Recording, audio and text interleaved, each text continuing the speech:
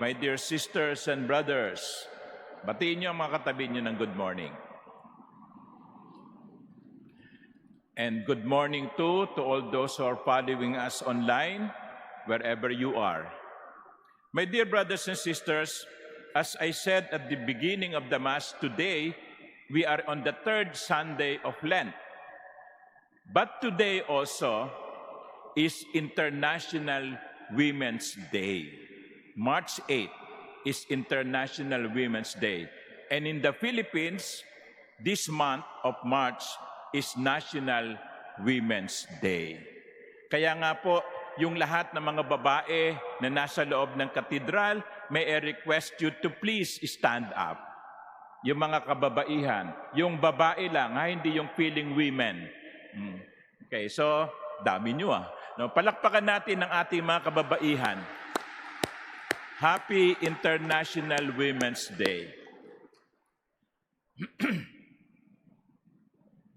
My dear brothers and sisters, lalo na sa mga babae, lagi niyong tatandaan, babae ka, hindi babae lang.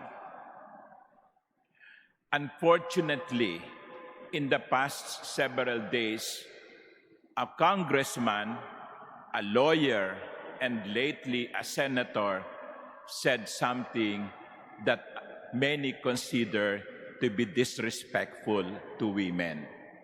Hindi ko na po uulitin kung ano mga sinabi nila. Basahin niyo lang sa social media. Nakakalungkot. Kasi sa kabila ng mga batas na nagpoprotekta sa mga kababaihan tulad ng Safe Spaces Act, sa kabila ng lahat, meron pa rin mga tao, mga kalalakihan na mababa ang tingin sa mga babae. Kasuhan na yan. So, the question then is, what would Jesus do? WWJD. What would Jesus do? Tamang-tama po yung ebanghelyo natin ngayon. Actually, I have to change my homily because of these incidents of the past days. Tinanong ko ang sarili ko, paano tinrato ni Jesus ang mga kababaihan nung kanyang kapanahunan? There are three ways Jesus treated the women. Number one, Jesus breaks cultural barriers and treated women with dignity.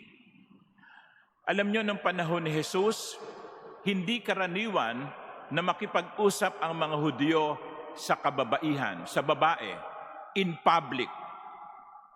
Jewish men avoid talking to women in public. And during the time of Jesus, women and children were not considered people. You remember when Jesus fed the crowd with bread, the multiplication of the loaves? It was said that 4,000 or 5,000 men were able to eat, not counting women and children. Nung panahon ni Jesus, ang tingin sa mga babae ay object, gamit sa bahay. They are not counted, they are not important, they are second-class citizens. But what did Jesus do? Jesus treated women with special treatment, with dignity. Kahit hindi dapat kinausap ni Jesus ang babaeng Samaritana. At hindi lang yon. Sabi pa niya sa babaeng Samaritana, "Give me a drink." Give me a drink. He made the woman feel useful, feel useful. Mga minamahal kong kapatid, yan ang una nating dapat tandaan. Itinuring ni Jesus ang kanyang kapwa, lalo na ang mga babae, ng may paggalang, dala ng kanyang dignidad bilang nilikha ng Diyos. Woman or women are not second class to men because God created man and women in His image. Kaya walang second-class citizen dito. Sa tingin ng Diyos, sa paningin ng Diyos, ang lalaki at babae ay pantay at hindi dapat gamitin na object ng sariling pagnanasa. That is what is happening.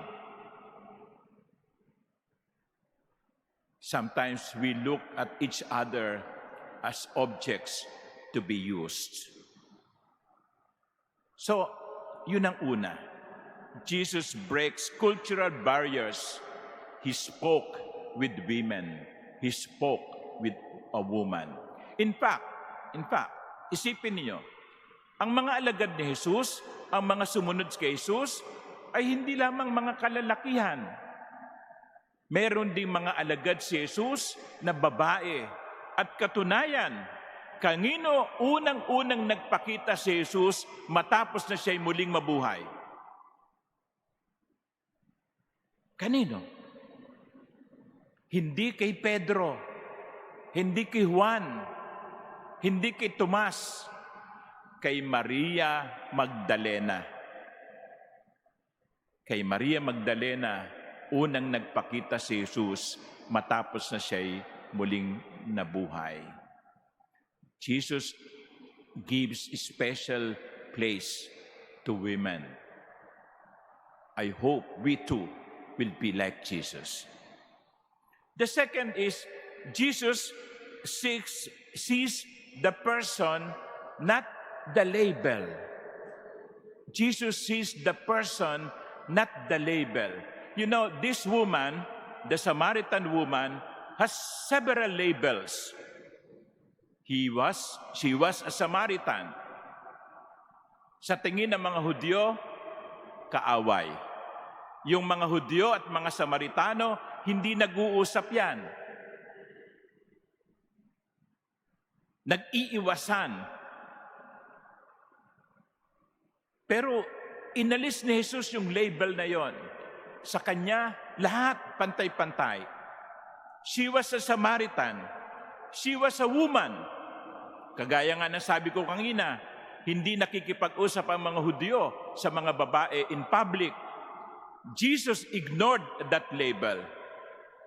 At sa bandang huli, she was a woman with complicated history, a personal history. Sabi ng Panginoon, o sige, bibigyan kita ng tubig, pero isama mo sa akin ang iyong asawa. Sabi ng babae, wala po akong asawa. At ang sabi ni Jesus, tama ka, wala kang asawa, kasi 5 na nga yung naging asawa mo eh. At itong kinakasama mo, hindi mo pa rin asawa. So, sa tingin ng lipunan, walang dapat na kinalaman si Jesus sa babaeng ito. Ang daming asawa. Jesus should not have been talking to that woman. A label. A woman of ill repute. But Jesus ignored that label. She ignored her being a Samaritan. He ignored her being a woman, and he ignored her being a person with a bad reputation. Ang nakita ni Jesus ay ang taong nilikha ng Diyos. Mga minamahal kong kapatid, when you look at other people, when you look at each other, what do you see? Tao na pwedeng gamitin, tao na pwedeng tungtungan upang maabot ang ambisyon. Sometimes, we are user-friendly. Anong ibig sabihin ng user-friendly? We are friendly user. We use people. You know, there is a quotation, we should love people and use things. But what happens is we use people and love things. Jesus did not use people. He loved them. And finally, Jesus makes the woman a witness. Alam nyo, marami ang nakakilala kay Jesus. Marami ang mga kababayan ng Samaritanong ito na nakilala si Jesus dahil sa babaeng ito. Ginamit niya ang babae upang maging tagapagpahayag, maging testigo, maging taga-akay. In other words, Jesus brought out the best in that woman. Nakita ni Jesus ang kanyang potential at ginamit niya ang potential na ito upang siya'y maging testigo. My dear sisters and brothers, do we bring out the best in each other? Do we bring out the best in each person? Ganun si Jesus. Pinalitaw niya ang kagandahang taglay ng isang tao. So in other words, if I summarize the 3 points by which Jesus treated woman, it's simply this. Jesus treated women with respect. Iginalang niya ang kanyang kapwa. Iginalang niya ang babae. Hindi inalipusta, hindi binastos, hindi ginamit.